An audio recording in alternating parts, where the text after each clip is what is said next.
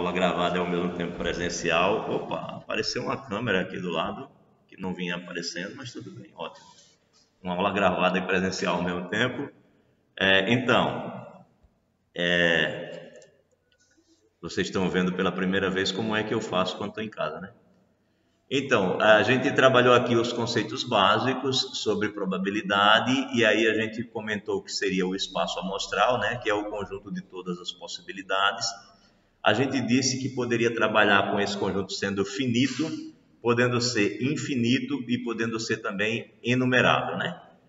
Eu não sei exatamente o quanto vocês têm de intimidade com o conceito de enumerável ou não enumerável, mas o conceito de enumerável e não enumerável está relacionado a esse conjunto aqui, ó, o IN, conjunto IN. Estão vendo bem? Está lá em cima, né? Deixa eu baixar só um pouquinho, talvez fique melhor para vocês verem aí. O IN, pronto. O IN ele nada mais é do que o conjunto do 1 até o N. Então, esse daqui te diz quando o conjunto ele é finito. Se você tiver um conjunto finito, então o A no IN, a gente comentou isso no início do curso. Se isso daqui é uma abjeção, você garante que esse conjunto é finito. Então, para você garantir que ele é finito, é isso. E para você garantir a enumerabilidade, você troca o IN pelo N. Se você consegue fazer uma abjeção do conjunto no conjunto dos números naturais, então você tem a enumerabilidade, tá? Então todo conjunto é enumerável quando você consegue uma abjeção desse conjunto no conjunto dos números naturais.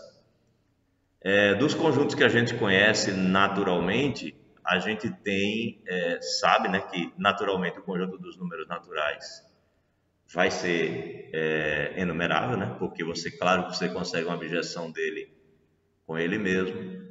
Então, por exemplo, o conjunto dos números pares é enumerável, o conjunto dos números ímpares é enumerável, o conjunto dos números racionais é enumerável, né? Esse daqui, inclusive, essa abjeção, inclusive, é uma abjeção que eu peço a vocês que procurem, estudem, vejam como é a abjeção dos racionais nos naturais. Você consegue fazer isso.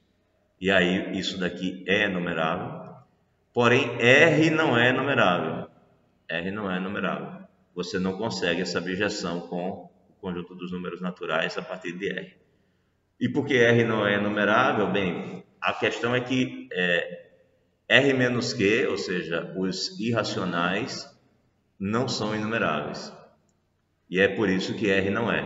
Tá? Então, a gente sabe que R é a união de Q com os irracionais, né? Mas só que a parte dos irracionais não é enumerável. Também demonstra-se isso. Então, como um pedaço de R não é enumerável, o conjunto todo não é enumerável, tá bom? Então é interessante dar uma lidazinha sobre o conceito de enumerabilidade para poder talvez se defrontar com algum exercício sobre essa parte de probabilidade onde ele estiver trabalhando com um conjunto infinito e não enumerável, tá? Se o conjunto for finito, ele é sempre enumerável, sempre enumerável. E se a não enumerabilidade só pode acontecer se o conjunto for infinito. Bem, uma leitura talvez interessante seja aquele livrozinho de análise na reta do Elon Lages, o livro fininho. Ele fala bem sobre enumerabilidade. Quem quiser ler com um pouquinho mais de zelo, por ali tem as informações estão colocadas de maneira razoável. Bem, aí a gente falou dos exemplos clássicos, né? O exemplo do lançamento da moeda, que você tem o S seria o cara e o coroa, você teria o conjunto vazio como subconjunto, portanto seria um evento. A possibilidade de cair cara é um evento, a possibilidade de cair coroa é um evento, e o conjunto S é o evento certo, né? Então, o evento improvável, o evento impossível é o evento vazio, né? Você tem o evento A e o evento B que não recebem nomes especiais e tem o evento geral, né? Que é o chamado evento certo. No lançamento de um dado, o evento certo é 1, 2, 3, 4, 5, 6, que são as possibilidades. e há 64 subconjuntos, né? Então, o número de subconjuntos de um conjunto que tem 6 elementos é 2 elevado a 6, né? Que é o conjunto das partes. Por isso que é esse nosso 64 aqui. Bem, alguns desses eventos são o vazio, que nunca ocorre, é um evento impossível. O todo, que é o evento certo, né? E você tem, por exemplo, aqui os pares, etc, né? Então, quando ele afirma, por exemplo, que se o resultado do lançamento for 6, ocorrem esses eventos aqui. Ele está dizendo que você dizer que um evento ocorre significa dizer que pelo menos um dos seus elementos acontece, né? É isso que significa dizer que um evento ocorre. Isso tudo é estabelecimento, a gente está estabelecendo linguagem, né? Se A e B são eventos em um mesmo espaço amostral, o evento certo em um espaço amostral S, né? A união desses eventos ocorre se e somente se ocorre A ou ocorre o evento B, sendo que esse ou aqui é um ou inclusivo se a interseção desses eventos for diferente do vazio, né? Ou seja, você pode ter um elemento que tanto esteja no evento A quanto esteja no evento B. Bem, e a interseção acontece quando obrigatoriamente o que ocorre tanto está no evento A quanto está no evento B. Ou seja, isso é conjunto, né? É linguagem de conjunto. E a diferença é o evento onde ocorre, é o caso em que ocorre o evento A, mas não ocorre o evento B. E quando usar a barra, é o evento complementar, ou seja, é aquele evento que é caracterizado pelo fato de que não aconteceu o evento A. E aí veio a definição. Definição tem que ser encarada dessa maneira, sabe? Tá? De forma bem formal. Então, quando o cara diz a você, isto é uma probabilidade ou não é? Você não tente tergiversar aqui no teu cérebro, o que é uma probabilidade conforme o que você achar que é. Você olha para a definição e segue a definição rigorosamente. Então, para ser uma probabilidade, o que tem que acontecer? Primeiro, é um número entre 0 e 1. Segundo, a probabilidade do evento certo é 1. Terceiro, se você tiver que dois eventos são mutuamente exclusivos, ou seja, se acontece um, não pode acontecer o outro, né? Então, se isso daí acontecer, a interseção dos dois é vazia, então a probabilidade da união é a probabilidade de um mais a probabilidade do outro. Então, isso é a definição de probabilidade que a gente está adotando, tá? E que vai ser adotado para os exercícios todos do Profimat. Então, vamos lá. Aí, exemplo 4. Lança-se uma moeda e observa-se a face que cai voltada para cima. O espaço amostral, cara e coroa. Os eventos possíveis, o vazio, cara e coroa. Uma probabilidade que pode ser definida é... Então, eu posso dizer assim para você, olha, a probabilidade do vazio é 0. A probabilidade do evento A, que é cair cara, é 50%, né, 0,5%. E a probabilidade de cair coroa também é 50%. E a probabilidade do evento certo é 1. Então, você pode olhar para aqui e dizer assim, mas isso não é sempre assim? Não obrigatoriamente. Eu posso criar uma moeda que, por algum motivo, ela tem a tendência de cair mais para um lado do que para o outro. Eu posso, por exemplo, fazer uma moeda com dois metais distintos, onde um é mais pesado do que o outro, eu colo, e aí há uma tendência da moeda sempre cair para o lado mais pesado. E aí eu altero essa lógica de que toda moeda seria uma moeda fiel, né? Então, você pode ter uma outra probabilidade. Aí ele cita aqui essa outra probabilidade. A probabilidade do vazio ele mantém 0, porque ele mantém a probabilidade do vazio como sendo 0. Bem, porque o vazio é, por definição, o evento impossível. Então, ele tem que definir sempre que a probabilidade do vazio é 0. Aí, a probabilidade de acontecer A, ela exclui a probabilidade de acontecer B. Ou seja, se acontecer cara, não pode acontecer coroa. Então, são dois eventos mutuamente excludentes. Se eles são mutuamente excludentes, então a soma dos dois tem que dar 1. Então, para que isso seja de fato a definição de uma probabilidade, eu só preciso que essa soma aqui dê 1, essa daqui seja 0 e essa seja 1. Então, apesar da gente estar acostumado com muitos exercícios que é sempre dado essa situação, essa daqui está dentro da nossa definição. Então, isso daqui também é uma probabilidade. Está bem definido. Pode também ocorrer, professor, caso um enunciado da questão mesmo dizer que tem uma probabilidade dela cair em pé, né? O cara pode criar alguma coisa assim. Vai ser probabilidade desde que cumpra essa definição. Você pode inventar a probabilidade que você quiser, certo? Para estudar como exemplo e tal. O que importa é que ela cumpra essas três condições aqui, certo? Não pode acontecer de dois eventos mutuamente excludentes não cumprir essa norma aqui. Se isso não acontecer, não é probabilidade, certo? Não pode acontecer da probabilidade de dar um número menor do que zero, negativo, ou maior do que 1. E não pode acontecer da probabilidade do evento total não ser 1. Essas três coisas têm que acontecer. Uma vez definido uma regra sobre um conteúdo qualquer, foi definida uma regra que cumpre essas três, essa regra será chamada de probabilidade. Tá certo? Então, não vamos olhar pela intuição, vamos olhar pelo formalismo, porque a gente não sabe qual é o exercício que vai aparecer e que tipo de probabilidade o cara pode criar para fazer uma pergunta para você. Então, o cara cria um problema, fala de uma história, como Balbatarrão gostava, né? Faz um monte de caminho, aí depois diz assim, se eu definir tal regra, isso é uma probabilidade? Né? Está bem definido como probabilidade, isso vai significar você olhar cada um desses itens, por mais esquisita que seja a regra. Tá? Então, é bom acostumar com a ideia de abstrair todos os conceitos, todas as definições. Sabe-se lá o que é que vem no exercício, né? Então tem que estar preparado. Bem, é claro que desejamos que a probabilidade traduza a nossa confiança na capacidade do evento ocorrer. Então, se cria a probabilidade, ela pode ser tão maluca que você olha e diga, não faz sentido. Mas mesmo assim é uma probabilidade, está bem definido enquanto probabilidade. Então, P1 constitui um modelo adequado, né? Enquanto que o P2 é um modelo estranho, que você não está tão acostumado. Mas você pode ter uma justificativa para aquela probabilidade ser certa, né?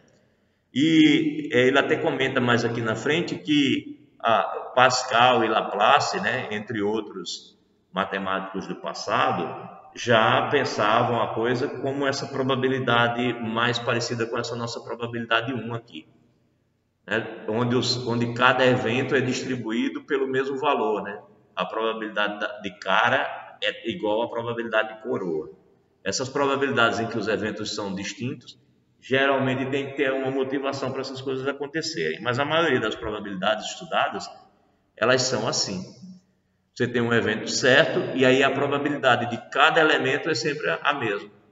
E aí você tem esse fato, né, de que você cada K desse daqui é justamente 1 dividido pelo N, que é o número total, né, de possibilidades do evento certo. Então, quando você tem um subconjunto X qualquer, você quer saber a probabilidade de acontecer aquele X, vai ser naturalmente a quantidade de elementos do conjunto X dividido pela possibilidade total, né, do evento certo. Isso é o mais comum e é isso que estuda de fato os jogos de azar, por exemplo. Até porque o jogo de azar só é interessante exatamente porque a probabilidade é igual para todas as possibilidades, né? Você pega uma bolinha e coloca numa roleta lá qualquer, você não quer jogar se existir uma possibilidade maior para um número do que para outro, porque se isso acontecer e você não tem domínio de qual é esse número, só o cara que está lá jogando, que está controlando a roleta, sabe qual é esse número, e por exemplo, se ele puder alterar esse número, você vai dizer que está sendo roubado, né? Então, o jogo de azar só é interessante porque a probabilidade de qualquer um acontecer é igual, né? É a mesma. É o que faz do jogo ser interessante.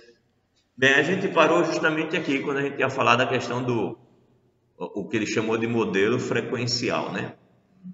Mas basicamente o que foi falado até agora, né? Se repetimos a experiência N vezes e o evento A ocorreu em J dessas experiências, adotamos para P de A a frequência relativa do evento, que é justamente esse quociente. Quantas vezes aconteceu o evento dividido pela quantidade total de possibilidades, é o que ele chama de frequência, é a frequência da ocorrência do tal evento. Bem, aí tem esse teorema estabelecendo propriedades bem comuns, né, dessas probabilidades, que é a probabilidade do complementar, é sempre a probabilidade do evento certo, que é 1, menos a probabilidade de A. A probabilidade do vazio é sempre 0. A probabilidade de A menos B é a probabilidade de A menos a probabilidade da interseção, né? Bem, isso tudo, quando você faz diagramas, você se convence, né? Você tem A e você tem B. Você tem A, oi. Eu acho que uma das dificuldades da questão da análise combinatória e probabilidade é a abstração que você dá muito grande. O senhor falando aí, eu estava vendo um exemplo simples. Vai ser feito um sorteio de 3 pessoas num grupo de 30.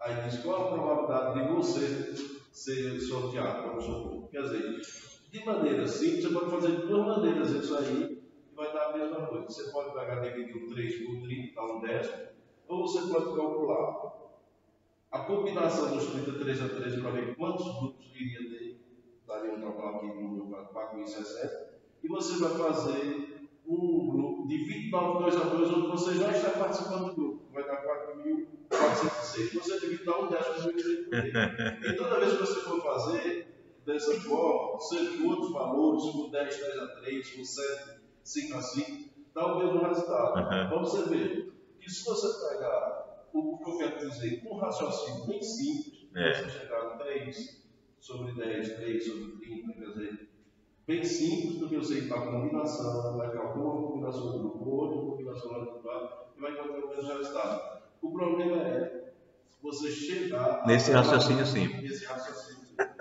Esse é o problema. Na verdade, se você pegar o meu primeiro vídeo sobre esse capítulo, eu comecei dizendo que eu tenho medo, né? Porque dá medo, análise combinatória e probabilidade dá medo, porque tudo que você tem antes, você tem uma regra pré-determinada, bem definida, uma função definida, alguma coisa definida, né? Aí quando você chega em análise combinatória e probabilidade, não, você tem que testar todas as possibilidades. E aí o grande medo está sempre em: será que eu testei todas? Né? Será que eu esqueci alguma? Ou será que eu contei alguma coisa 2 vezes? Esse é o grande medo. Mas além disso vem essa questão que você falou: será que essa maneira que eu estou contando é a mais simples? Pode ser que eu esteja complicando algo simples. Então, de fato, é um tipo de conteúdo que vai amedrontar qualquer um sempre, sabe? Existem caras que vivem profissionalmente disso e desenvolveram muita habilidade, mas... Uma brincadeira que eu faço com o menino quando fala de probabilidade lá, que pegar, por exemplo, 3 copos, colocasse uma xícara debaixo deles e embaralhasse. E pedisse para ele escolher, inicialmente, um dos copos. Aí, inicialmente, teria 33,33% de chance de acertar. Mas, eu levanto um dos copos e a bolinha não está lá. E eu volto para o aluno e pergunto para ele qual a chance dele acertar, na cabeça dele tem 50%. Quando na verdade não é. Né? Porque aquela possibilidade eu já dei para ele de mais de 33%. Então a chance dele passou a 67%. Exatamente. Por isso que não é tão simples assim, né? Pensa que é algo muito simples, mas quando você vai colocando as soluções, aí você... É a probabilidade condicional, a gente vai falar nela hoje. Né? É a probabilidade de que aconteça A, sabendo que B aconteceu. É a probabilidade condicional. A gente tem aqui um exemplo muito interessante no livro. Ele fala aqui sobre homens e mulheres que estudam a área científica ou estudam a área das humanidades. E aí ele faz isso com cuidado, cria uma tabelinha. E aí, se você usar essa tabelinha, por exemplo, na sua aula, você vai ver que fica claro para o aluno o que é a probabilidade de acontecer A, tendo em vista que B também já aconteceu. Então, aí aqui na probabilidade da diferença, né, fica claro quando você faz um diagrama, né, porque é justamente a probabilidade de que aconteça essa parte aqui do diagrama, né, aconteça essa parte aqui do diagrama. E essa parte aqui do diagrama é justamente a probabilidade de que acontecesse o A inteiro, menos a probabilidade de que aconteça aqui a parte da interseção, né? Então, olhando para diagramas, a gente vê que isso, de fato, é intuitivo, é tranquilo. A probabilidade da união também, olhando para diagrama, fica tranquilo, porque você tem, né, se você pensar na união, quando você olha para a probabilidade de A e olha para a probabilidade de B, quando você vai contar os elementos de A, você conta todo mundo aqui em A. Quando você vai contar os elementos de B, você vai contar todo mundo que está em B. Aí você nota que contou a interseção 2 vezes. Então, é a probabilidade de A mais a probabilidade de B menos a probabilidade da interseção. De fato, também é intuitivo essa daqui. Já aqui não é tão intuitivo, né? Se A é maior do que B, ou melhor, se A contém o B, então a probabilidade de A vai ser maior ou igual do que a probabilidade do B. Apesar, parece intuitivo, mas de qualquer forma a argumentação é um pouquinho mais cuidadosa, né? O diagrama em si pode até ajudar, mas a argumentação algébrica parece mais elegante. E ele faz isso aqui, ó. Probabilidade do complementar, ele diz aqui que a probabilidade de S seria 1, e a probabilidade de S é justamente a união, né, de A com o seu complementar. Ora, mas como esses são dois eventos excludentes, então isso é a probabilidade de A mais a probabilidade do complementar. Então, você tem que, né, passando a probabilidade de A para o outro lado aqui, você tem que a probabilidade do complementar é 1 menos a probabilidade de A. Funcionou bem. Veja que, na verdade, ele usa eventos mutuamente excludentes para todos os itens, acho que só não para o último. Aqui, para mostrar que a probabilidade do vazio é o 0, ele pega de novo a probabilidade de S e ele olha S como sendo a união com o vazio, né? E aí, de novo, são eventos excludentes, assim como na letra A, no primeiro item. Então, você tem que isso seria a soma. Aí, como isso daqui é 1, né? Isso daqui é 1, isso daqui também é 1. Então, você passa o 1 para o outro lado e o P do vazio é 0. Para mostrar o terceiro item, que a probabilidade da diferença é a probabilidade de A menos a probabilidade da interseção, ele pega o A agora e faz o A como sendo A menos B, união com A interseção B, né? Ou seja, aquela história lá do diagrama que tinha acabado de falar. Você tem o A, tem o B, e ele está olhando para o A como sendo essa parte, que é o A menos B, e depois somando com a interseção. É assim que ele escreve o A. Essa parte aqui é justamente a união do A menos B com a interseção. Sim, aí se eu consigo escrever o A dessa forma... Eita, a bateria aqui embora, eu acho. Deixa eu colocar. Depois da minha falha no negócio da energia, agora tem que me preocupar em estar colocando tomadas. Não esqueço mais, né? Bem, então, aí ele diz que é assim e novamente você tem eventos excludentes, né? A interseção entre o A menos B e a interseção de A e B, a interseção não, essa união é uma união de eventos excludentes. A interseção entre esses eventos é vazia. Aí novamente isso vai ser a probabilidade de um mais a probabilidade do outro. Como ele está querendo mostrar que essa probabilidade da diferença é a probabilidade de A menos a probabilidade da interseção, basta passar para o outro lado. E acabou o problema também. Aí item 4. Probabilidade da união é a probabilidade de A mais a probabilidade de B menos a probabilidade da interseção. De novo a mesma ideia, né? Ele pega a união e escreve a união como sendo A menos B união com B, né? Ou seja, essa parte aqui anterior, união com todo o B. E novamente são eventos mutuamente excludentes. Como são mutuamente excludentes, você tem que vai dar a probabilidade de A menos B mais a probabilidade do B. Mas aí ele usa que a probabilidade do A menos B é o item anterior, né? É a probabilidade de A menos a probabilidade da interseção. E aí quando ele junta essas duas ideias, ele tem que a probabilidade da união é isso, que é a probabilidade de A menos a probabilidade de interseção, mais a probabilidade do B. Tá certo também. Aqui no livro de vocês, eu não sei se no livro de vocês está assim, mas eu acho que tem uma falha de digitação aqui no quinto. Vê se está A contido em B. Está contido em B, né? Mas é A contém B, tá? A contém B. Inclusive está aqui, ó, no enunciado, é A que contém B e não B que contém A.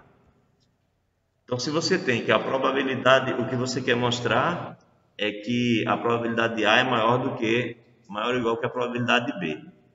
Aí ele olha que a probabilidade da diferença é justamente a probabilidade de A menos a probabilidade da interseção. Acontece que, se o A contiver o B, né, se você tem o A e o A contiver o B está dentro do A, então você tem que a probabilidade de A menos B, né, se o A contém um B, a probabilidade de A menos B, ou seja, é a probabilidade disso aqui, né? A probabilidade de acontecer o que está no A e não está no B, né? Então é a probabilidade de A menos a probabilidade do B, certo? A probabilidade do A menos a probabilidade do B. Novamente são eventos mutuamente excludentes, porque não é evento mutuamente excludente nesse caso, né? Por que é mesmo? Probabilidade de A menos B, é porque eu já coloquei aqui, né? Já está aqui, probabilidade de A menos B, cadê ela? A gente demonstrou, é isso aqui, deixa eu pegar o resultado aqui. A probabilidade de A menos B é a probabilidade de A menos a probabilidade da interseção. Mas como o A contém o B, então A interseção B é o próprio B. Né? Então, essa parte aqui, a probabilidade dessa interseção aqui, transforma-se em probabilidade de B. Aqui. Então, menos probabilidade de B. Bem, então o que foi que aconteceu aqui? A probabilidade é sempre um número maior ou igual que zero, né? Sempre, por definição. Então, como esse cara daqui é maior ou igual do que zero, e isso é uma diferença, essa diferença só pode dar positiva se esse cara daqui for maior do que esse. Então, a probabilidade de A, de fato, é maior ou igual que a probabilidade de B. Bem, aí exemplo 5. Os exemplos vão ficando mais sofisticados e vão ficando mais parecidos com os exercícios, tá? E os exercícios do Encke, eu não tenho lembrança de muito elementares não, mas de vez em quando tem um bem elementar, assim, que tá na cara ali, se você prestar atenção você ganha ele tranquilamente. E tem outros que não tanto, são bem engenhosos. Então é uma luta, né? Uma batalha. Tem hora que você vai ver fácil e tem hora que você não vai ver com tanta facilidade. A ideia é sempre construir a solução aos poucos, né? E dando passos. Porque cada passo que você escreve, eu diria até que é como se a gente visse pelas mãos, né? Porque cada passo que você escreve lhe mostra o próximo passo. E às vezes, se você não escrever o passo, parece que você não vai ver nunca o próximo. Então, escreve. Tudo que vai vindo na cabeça, vai escrevendo. Tá? Então, veja aqui esse problema. Em um grupo de R pessoas, qual a probabilidade de haver pelo menos 2 pessoas que façam aniversário no mesmo dia? Isso é um problema clássico, né? Um exemplo clássico. Então, vamos determinar a probabilidade disso não acontecer. Olha por onde ele começa. Aí, o número de casos possíveis para os aniversariantes das R pessoas, os aniversários das R pessoas, é de 365R elevado a R. Ou seja, ele está dizendo assim, o meu problema agora é contar as possibilidades dos aniversários das pessoas, né? Eu quero saber qual é a quantidade de elementos que tem o meu evento certo. Ou seja, eu estou contando aqui os elementos do conjunto S, do meu evento certo. Então, como é que eu vou fazer a contagem? Ora, eu estou contando o número de casos possíveis para os aniversários das R pessoas. Então, eu vou contar o número de casos possíveis para a primeira pessoa. Aí, quantas possibilidades eu tenho? Eu tenho R possibilidades, né? Aí eu vou contar, eu tenho 365 possibilidades. Tenho 365 possibilidades na hora em que eu vou contar o dia de aniversário da primeira pessoa que eu peguei. 365 possibilidades. Aí quando eu vou contar o número de possibilidades da segunda pessoa, eu continuo tendo 365, porque a pessoa pode ter feito aniversário no mesmo dia que o anterior ou não. Então continua 365. E isso vai acontecer para todas as pessoas que eu for pensar. Então por isso vai dar um total de 365 elevado a R, né? São 365 elevado a R possibilidades de escolha das datas de aniversário das R pessoas. Ok. Aí agora ele começa a falar sobre o número de casos favoráveis a que todas aniversariem em dias diferentes. Ou seja, como ele disse aqui no início, ele disse que iria determinar a possibilidade disso não acontecer. Ele está contando as possibilidades de que façam aniversário no mesmo dia, mas ele optou por ir pelo complementar, né? A possibilidade de não acontecer parecia para ele mais fácil de contar. Então, a possibilidade de não acontecer, vamos lá. Vou escolher o aniversário da pessoa para o primeiro dia. Aí da primeira pessoa, aí eu tenho quantos dias? Eu tenho 365 escolhas. Aí como eu quero que não aconteça, na hora de escolher o aniversário da segunda pessoa, eu só tenho 364 escolhas. Estou considerando um ano com 365. Aí quando eu vou escolher o aniversário da terceira pessoa, eu agora só tenho 363 dias. E assim por diante. Então isso vai acontecer até quando eu tiver feito R pessoas. E aí quando eu fizer isso na 10ª pessoa, eu vou estar contando 366 menos R, é um a mais, tá? Né? Quando você vai contar, você sempre conta com um a mais lá, né? Em qualquer contagem. E aí vai dar justamente esses 366 menos R como sendo o último. Então é essa contagem que você está pensando aqui, um por um, né? Então o último vai ser justamente o 366 menos R. Bem, então como a probabilidade, né, se a gente chamar de A, o evento de cada aniversário das pessoas sendo em dias diferentes, então isso daqui é justamente a nossa probabilidade do A dividido pela nossa probabilidade do S. Né? É esse número horrível aqui dividido por esse aqui. Bem, o dia é disso daqui e há de haver pelo menos duas pessoas que tenham o mesmo dia do aniversário, é a probabilidade do complementar, né? É a probabilidade do A barra, que é justamente 1, que é a probabilidade de S, menos a probabilidade de A. Certo? Na verdade, é isso.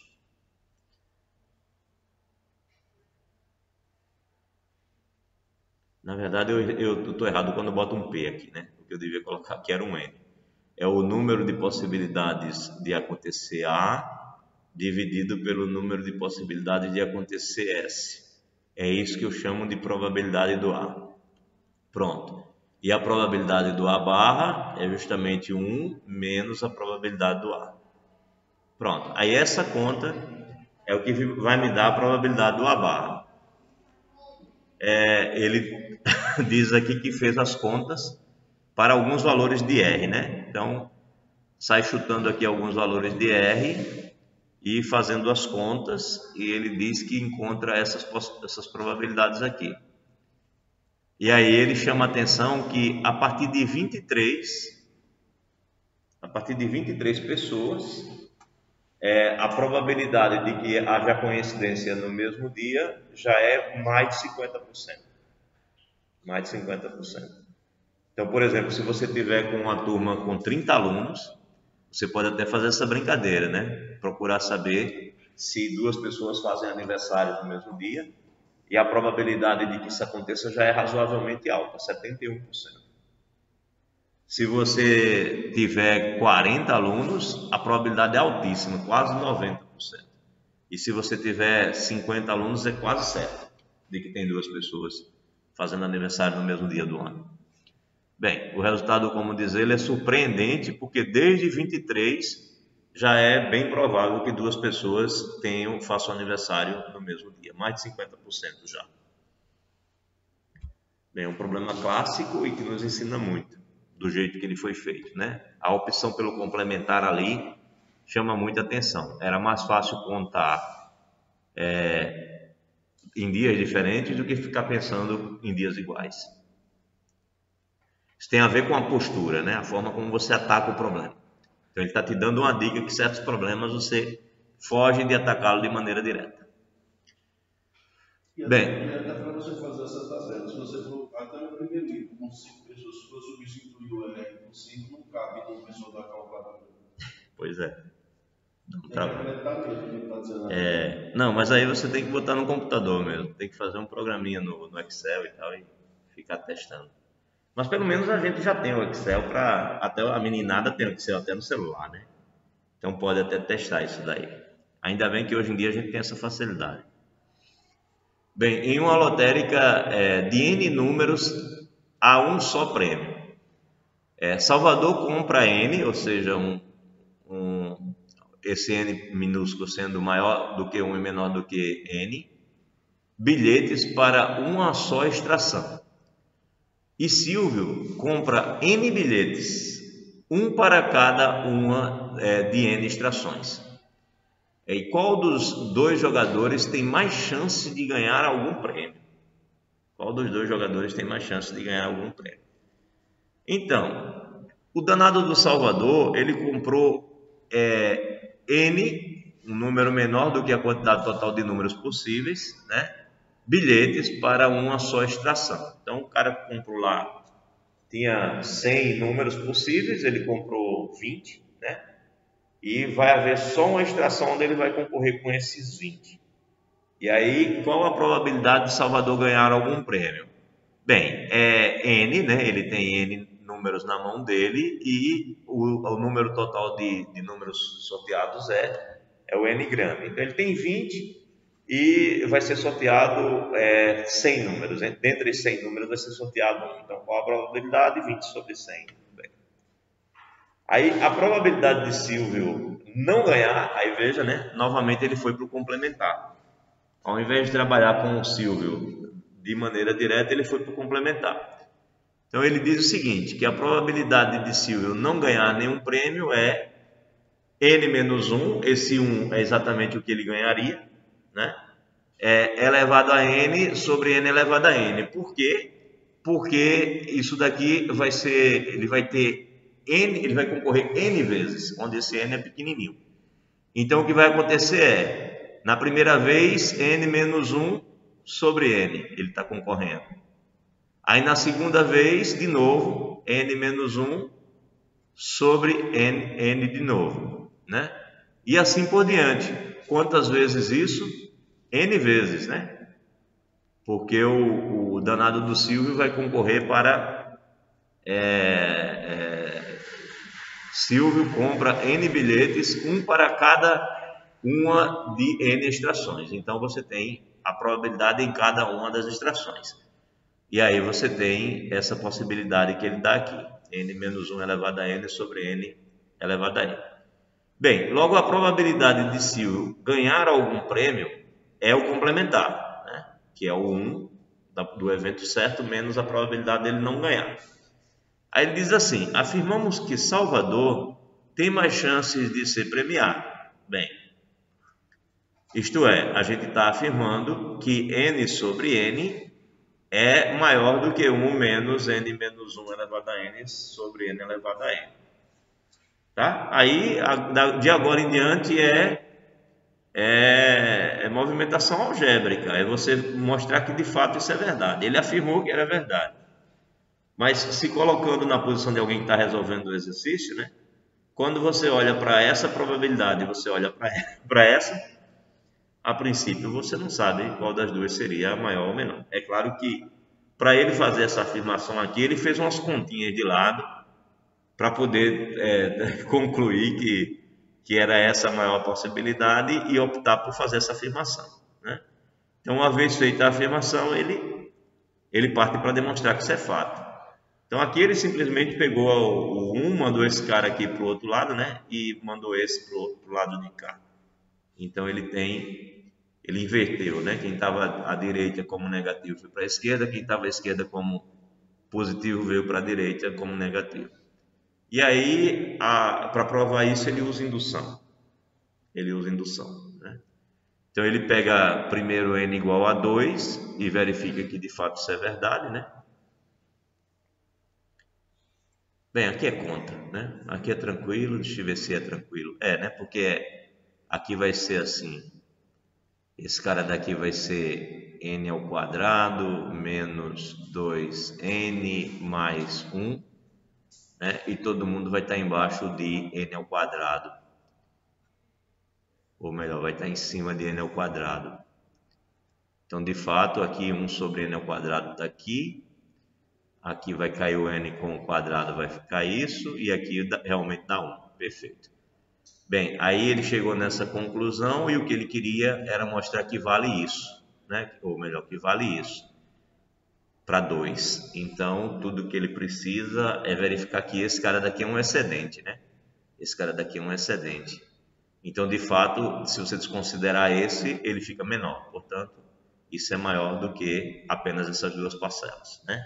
Considerando o fato de que 1 sobre n ao quadrado é um número positivo. Então, se eu tiro, de fato, essa soma aqui diminui. Ok. Então, vale para 2. Vale para 2. Aí, ele diz o seguinte, se vale para um certo n, eu quero provar para n mais 1. Aí, para mostrar isso, ele pegou essa desigualdade, que é a hipótese dele de indução, né? A hipótese dele de indução é que vale para isso. E a técnica que ele usou para mostrar que vai valer para n mais 1 foi multiplicar por esse cara daqui. E aí, de fato, quando você multiplica isso daqui por isso, vai ficar, bem, n menos 1, que multiplica, está multiplicando isso aqui, né? N menos 1 que multiplica esse cara, vai ficar n menos 1 vezes n menos 1 elevado a n, fica n menos 1 elevado a n mais 1. E n, que multiplica n elevado a n, fica n elevado a n mais 1. Então, do lado esquerdo fica perfeito, é o que você queria mesmo. E do lado direito, ele vai multiplicar por isso, vai ficar n menos 1 sobre n, e vai multiplicar por isso aqui, vai ficar n menos n sobre n ao quadrado, né? Vai ficar isso. Então, se você colocar n sobre n aqui, né, você tem 1. Aí, menos 1 sobre n, você tem menos 1 sobre n aqui. E quando você fizer com esse, vai cair o quadrado e vai cair esse n. Vai ficar n sobre n, que é esse aqui, né? Menos. Esse menos vai ficar mais aqui, então vai ficar n sobre nzinho. Nzinho sobre n grande. Ao quadrado, porque o quadrado eu tirei só para esse, né? Que é esse termo aqui. Então, de fato, esse aparece aqui. Esse aparece aqui logo nas duas primeiras parcelas, cancelando aparece esse n sobre n aqui e o n sobre n ao quadrado aparece nessa divisão. Então todos eles aparecem mesmo quando você faz esse produto. Então é verdade, esse produto aqui, multiplicando aqui vai dar isso. E o que aparece do lado de cá, de novo tem um excedente, né? Quando você olha aqui você tem um excedente, você tem o 1. Quando você soma esses dois aqui, você tem essa outra parcela, né? Tem o 1, tem essa outra parcela, e isso aqui é excedente. Então, se você tira isso, o que fica é menor. Então, tá certo. Ok. Valeu para n mais 1, aí o princípio da indução matemática garante que vale para todo n maior ou igual do que 2 e está resolvido o problema. Mas o que eu acho que tem que ser chamado a atenção aqui é que, de novo, o cara aqui fez umas contas, né, que ele não está mostrando. Ele fez a afirmação porque ele já tinha feito as contas antes. Eu acho que na hora que você está resolvendo o exercício naturalmente, aqui nesse ponto, talvez você escreva alguma coisa assim do tipo: queremos mostrar que tal coisa é maior do que tal coisa. Você vai pela sua intuição, né? Aí começa a fazer as contas e se você conseguir mostrar, você afirma. Já no exercício de prova, na hora do nervosismo, dificilmente você vai afirmar primeiro e provar depois, né? Você provavelmente vai fazer um monte de conta, depois você prova e você afirma. Então, uma parte dessas contas aqui estariam no rascunho. É normal.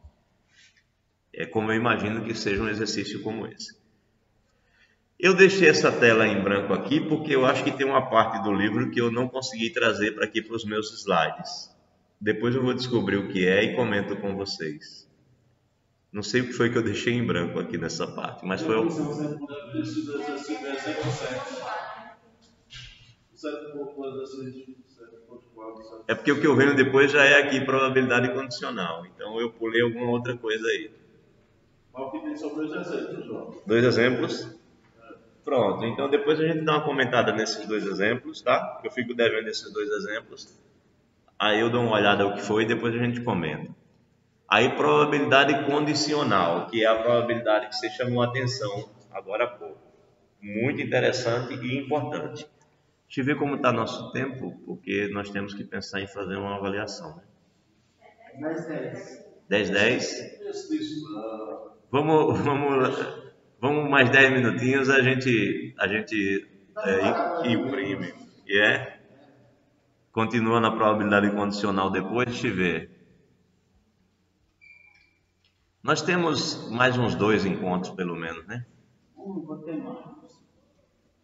Tem bastante coisa. Deixa eu andar só mais um pouquinho aqui na probabilidade condicional, depois a gente para. Para não ficar tão longe. Então, probabilidade condicional. Considera-se a experiência que consiste em jogar um dado não viciado e observar a face de cima. Então, consideremos o evento B. O resultado é par. Bem, a probabilidade disso é 3 sobre 6, né? Ou seja, 50%. Essa é a probabilidade de B a priori, isto é, antes que a experiência se realize. Agora, suponhamos que, realizada a experiência, alguém nos informe que o resultado não foi o número 1. Ele não foi o número 1. Isto é, o resultado do conjunto A o resultado é diferente de 1. Isso foi o que aconteceu, o evento A. Então, nossa opinião sobre a ocorrência de B se modifica com essa informação, né? Pois passamos a ter apenas 5 casos possíveis. Então, se o cara lhe informou que ao lançar não foi o número 1, você não viu que foi, mas você sabe que não foi o número 1, então você sabe que já houve um lançamento, então não tem mais 6 possibilidades, só tem 5, né? E você sabe que esse lançamento não foi o número 1. Então, passamos a ter apenas 5 casos possíveis, dos quais 3 são favoráveis, porque você está justamente procurando saber se o resultado foi par, né? Dos quais 3 são favoráveis à ocorrência B, que é o que você quer saber. Então, essa opinião é quantificada com a introdução de uma probabilidade a posteriori. Ou seja, a probabilidade de B na certeza de que A aconteceu. Então, na hora em que você vai pensar na probabilidade de ser um número par, sabendo que não saiu o número 1, né, mas saiu alguma coisa, então das 5 que faltam, você tem 3 possibilidades de ser um número par. Se nessa condição do que eu coloquei, fosse proposto para ele uma nova escolha, ela mesmo assim seria condicional ou seria um jogo novo? Seria um início? É condicional, né? Porque você já afirmou que um dos copos não tem, não é isso que você falou? Por exemplo, eu fiz, levantei, mostrei, beleza. Mas se eu continuasse a brincadeira, eu dissesse assim, agora eu vou lhe dar a opção de você mudar a sua escolha, aí o jogo continua de onde parou ou é um novo jogo? Isso é uma pergunta que passa pela intuição das pessoas. Né?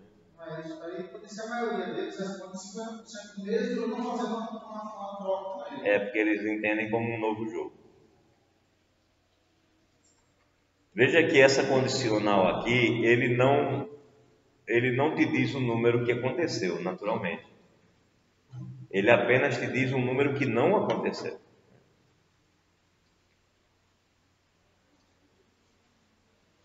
Então, no fim de tudo, eu acredito que pela intuição seria 50%, né? Pela intuição sim. Mas vou supor uma coisa. Mas não é uma proposta. Vamos... Não, já é uma proposta. Qual é a chance deles acertar? Aí beleza, esse tem 33%. Aí você não acertou. Aí, se o jogo continua, você já sabe que aquela chance ali você tem, por exemplo. Eu poderia propor uma ideia um pouco. Poderia propor. Mas igual um 50%, se eu disser assim para você agora, professor, escolha agora um novo pouquinho desse aqui. Aí eu perguntei assim, se o jogo começa, quando o jogo continua. Parece o problema das 3 pontas. Você tem o problema das 3 pontas que é apresentado no TV. Eu não lembro bem como você sabe. Há muito tempo atrás, eu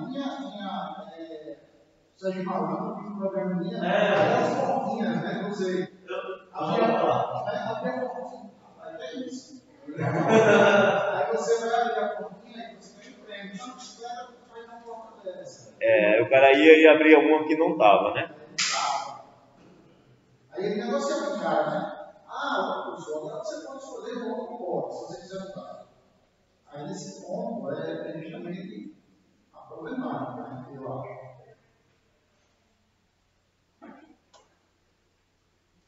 Vai tudo da pergunta, né?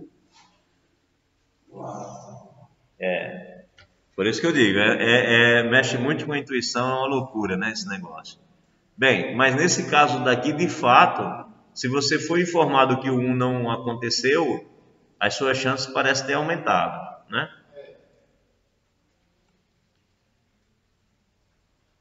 As suas chances parecem ter aumentado. Bem, note que os casos possíveis não são mais todos, né, do espaço amostral, e sim os elementos de A.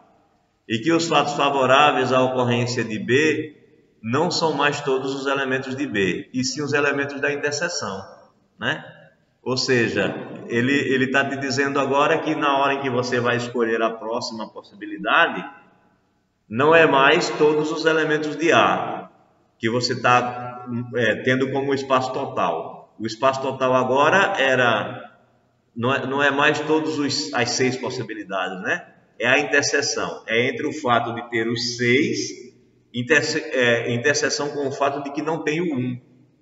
Não foi o 1, né? Então você está num espaço amostral diferente agora. Você não está mais com o todo, né? E a probabilidade de acontecer aumentou porque não é mais 3 de um total de 6 e passa a ser então 3 de um total de 5. Ele ilustra bem isso aqui também, ó, nesse problema. A tabela abaixo dá a distribuição dos alunos de uma turma por sexo e por carreira pretendida. Foi o exemplo que eu citei agora há pouco. Então você tem o sexo masculino, o sexo feminino e você tem carreiras científicas e humanísticas. Então você tem 15 pessoas do sexo masculino querendo científica, 5 do feminino e assim por diante. Aí ele diz assim, escolhe-se ao acaso um aluno. Então seja M, F, C e H os eventos. O aluno selecionado é do sexo masculino, é do sexo feminino, pretende uma carreira científica e pretende uma carreira humanística, respectivamente. Aí ele começa a olhar as probabilidades, ó. Ele diz assim, probabilidade de que na minha escolha aqui seja alguém que quer a carreira humanística. Bem, quem quer a carreira humanística são 10 pessoas, o total de pessoas são 30. Então, a probabilidade na escolha de ser uma pessoa que quer uma carreira humanística é 10 para 30, que é 1/3. Beleza. Agora, se eu quero saber a probabilidade de que seja carreira humanística, sabendo que é do sexo masculino, então o que eu tenho? Eu tenho que 3 pessoas do sexo masculino querem a humanística, né? E a quantidade de pessoas do sexo masculino são 18. Então eu tenho 3 de um total de 18. Então por isso a probabilidade de que seja alguém que quer uma carreira humanística e seja do sexo masculino é esse 18 aqui. Esse 18 aqui. Perdão, esse 3 sobre 18 aqui. Então note que o 3 é da interseção. O 3 é da interseção. É um cara, né? Esse 3 aqui, ele surge justamente da interseção entre masculino e humanística. Essa quantidade 3 vem da interseção. Enquanto que a quantidade total, né, é o número de pessoas aqui da interseção dividido pelo número de pessoas do M, né, do masculino. Certo? É isso que acontece aqui nessa. O 3 sobre 18 é isso. Aí agora, a probabilidade de que seja uma pessoa que quer uma carreira humanística e que seja do grupo feminino. Então agora eu tenho 7 pessoas que querem uma carreira humanística e são do grupo feminino, e o total de pessoas do feminino é 12. Então novamente, ó, esse 7, ele é a quantidade de elementos da interseção, humanístico e feminino, dividido pelo número de elementos do grupo feminino, né? Aí quando ele vem para aqui, ó, feminino e humanístico, então probabilidade de pessoas do grupo feminino que quer a carreira humanística, né, dado que quer a carreira humanística, seriam, bem, 7 pessoas do feminino e que querem a humanística, só que agora a quantidade total é de humanística, de um total de pessoas que querem a humanística. Então note de novo que aqui é o número de pessoas que querem o feminino interseção, querem não, são do feminino e querem a humanística, dividido pelo número de pessoas da humanística. E aí ele está chamando a atenção que é sempre o número de pessoas da interseção dividido pelo número de pessoas do evento que já aconteceu. Do evento que já aconteceu, do evento condicional. E é o que ele chama a atenção aqui, ó, na definição. Então, dados os eventos A e B, a probabilidade de A diferente de zero, né, é a chamada probabilidade condicional, é a probabilidade de que aconteça B na certeza de que aconteceu A. A probabilidade de B na certeza de que aconteceu A. Então, é sempre a probabilidade da interseção dividido pela probabilidade do evento que já aconteceu. Bem, acho que é aceitável, né? Quando a gente olha para esse exemplo, dá para notar que de fato é sempre assim. Então, a definição parece razoável. Então, na realidade, a gente usa muito essa fórmula, segundo ele, não para calcular a probabilidade condicional, e sim para calcular a probabilidade da interseção. Muitos problemas de probabilidade da interseção se resolvem usando isso, ou seja, pegando a probabilidade de A vezes a probabilidade condicional. Muitos problemas de interseção se resolvem fazendo isso. Isso aqui. Aí ele dá um exemplo aqui. Uma urna contém 4 bolas brancas e 6 bolas pretas. Sacam-se sucessivamente e sem reposição 2 bolas dessa urna. Determine a probabilidade de ambas serem brancas. Ambas serem brancas. Note que a probabilidade de ambas serem brancas, se você vai fazer saques sucessivos e sem reposição, é a probabilidade, tem a ver pelo menos com a probabilidade da segunda ser branca, tendo em vista que a primeira foi branca, né? Está intimamente ligada à probabilidade condicional, certo? Mas também está intimamente ligada à probabilidade da interseção, que é a probabilidade da primeira ser branca e da segunda também ser branca. E aí ele resolve justamente levando essas coisas em consideração, né? Ele faz, sejam B1, a primeira bola é branca, e B2, a segunda bola é branca. Então, a probabilidade da interseção é justamente a probabilidade de acontecer B1 vezes a probabilidade de acontecer o condicional. Então, a probabilidade de acontecer B1, ora, tem 4 bolas brancas. E na hora que você vai tirar a primeira vez, tem 10 bolas lá. Então, é 4 sobre 10, natural. Aí, quando você vai tirar a segunda, veja que mesmo sem a gente se preocupar em pensar como a gente pensou no exemplo anterior, a gente não precisa se preocupar em pensar como pensou no exemplo anterior. Mas, de fato, o que acontece é exatamente isso. Ó. 3, né, que é o número de bolas que ficou, só ficaram 3 brancas, porque você tirou uma, dividido por 9, porque do total você já tirou 1. Então, isso daqui é exatamente a probabilidade de acontecer a segunda branca, tendo em vista que já aconteceu a primeira. Né? Note que é exatamente isso.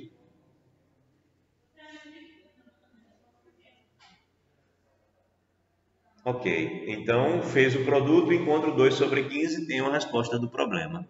Ele faz essas observações aqui embaixo.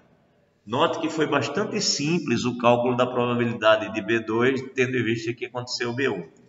Realmente, na certeza de que a primeira bola foi branca, é fácil calcular a probabilidade da segunda bola ser branca, pois para a segunda estação a urna está com 3 bolas e 6 pretas.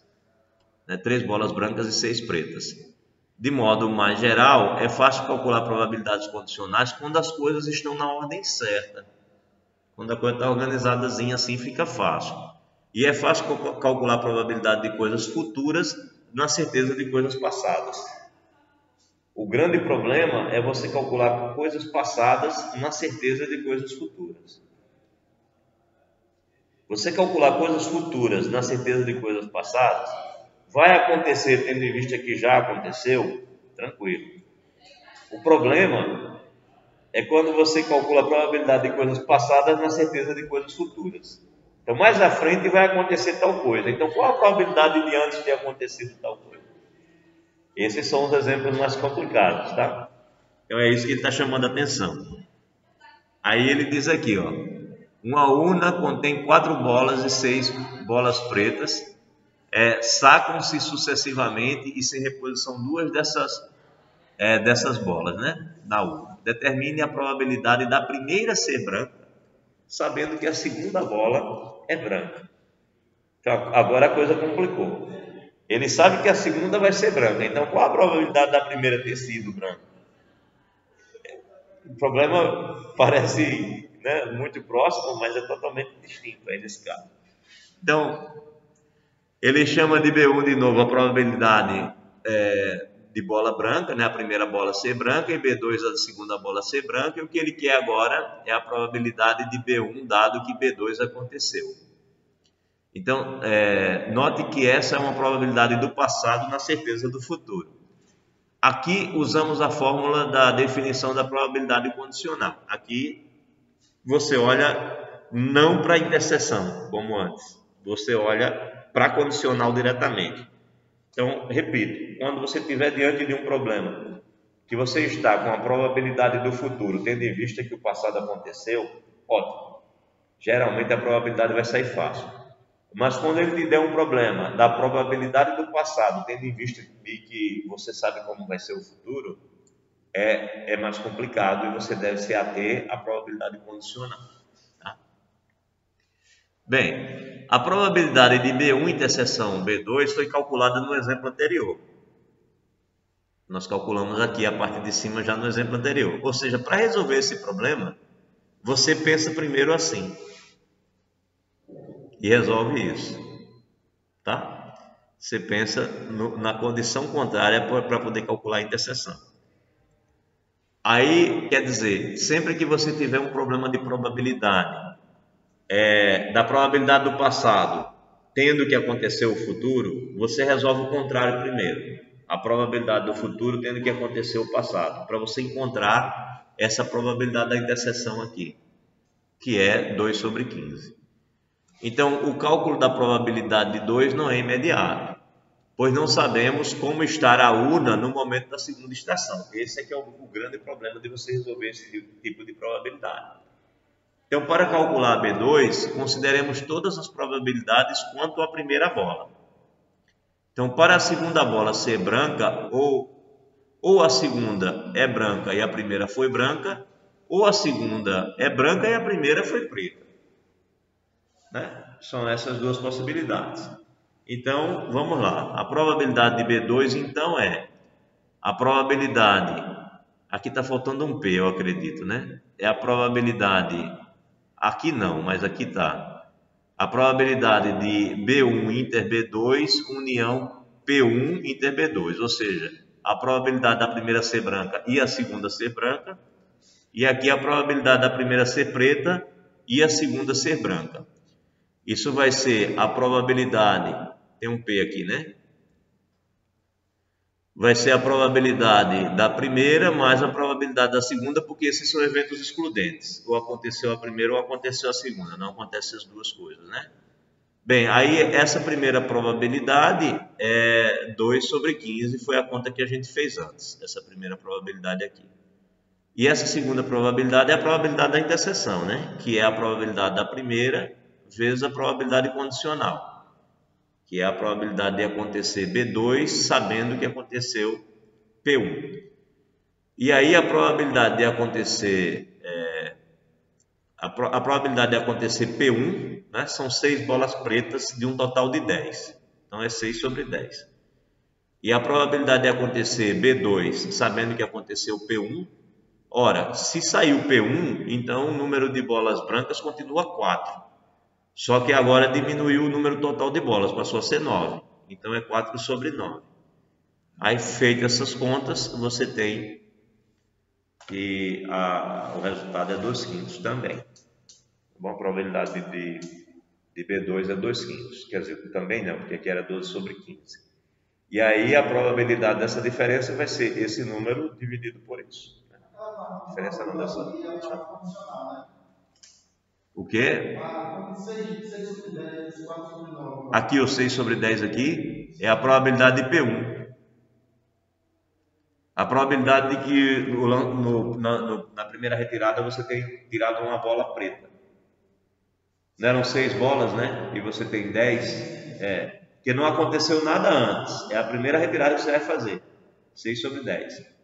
Aí quando você vai tirar a segunda bola, a probabilidade de acontecer de ser branca, sabendo que a primeira foi preta, né? Você sabe que continuam lá as 4 bolas brancas. Por isso que é 4, mas você sabe que agora só tem 9, porque você tirou uma preta.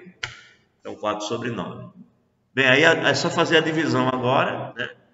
A probabilidade então vai ser o 2 sobre 15 dividido pelo 2 sobre 15 dividido por 2 sobre 5, ou seja, 5 sobre 2, cancela o 2 e dá 1/3.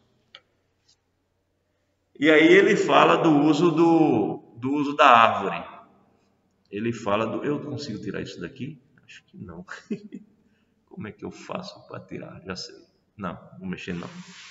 É porque eu queria só ver. Ah, tá aqui. 10 e 29. Pronto. A gente fala então do uso da árvore a partir da próxima aula, tá? A gente descreve aí o uso da árvore para resolver problemas de probabilidade.